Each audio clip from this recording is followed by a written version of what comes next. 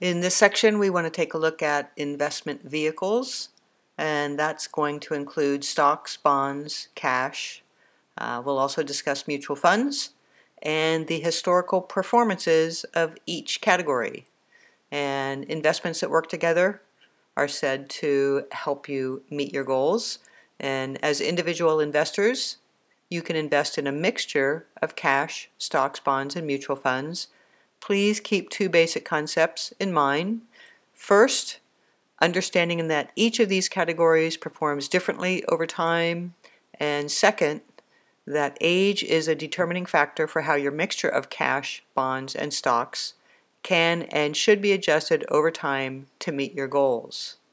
And these are the statistical annual returns for each of the categories. Stocks annually rise 9.8%, bonds 5.4%, and cash or fixed income 3% per year.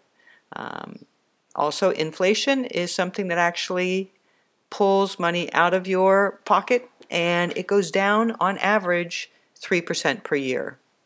So owning individual shares of stocks. First, let's define what a stock is. It is a security. It represents ownership in a corporation or company. At some point, just about every company needs to raise money, and they raise it from investors by selling them a stake in the company. And this is in the form of issuing shares of stock. When you own a share of stock, you are a part owner in the company. And while stocks offer higher returns, they also come with higher risk.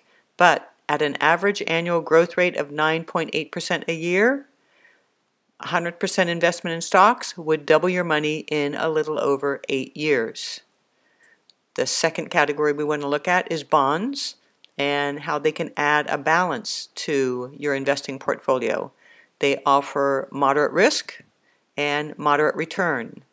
They could be defined as a fancy IOU, and you loan money to a company or government agency, and they, the borrower, agree to pay it back to you at a fixed rate of income over a fixed period of time. Keep in mind that bonds are not supercharged CDs, and that there is a possibility that you could lose money in bonds. And this is what it looks like over time if you invest 100% in bonds. Historically, they've grown at roughly 5.4%, and that would double your money in a little over 14 years. Again, moderate risk usually yields moderate returns. Now, cash also plays a part in your investments. With cash, you've got the lowest risk, but also the lowest return. If you choose the lowest risk possible for your savings, then you must accept the trade-off, the lowest of returns, but safe. Little if any returns after inflation kicks in. Where you could park your savings? Cash, U.S. Treasuries, checking, and savings accounts.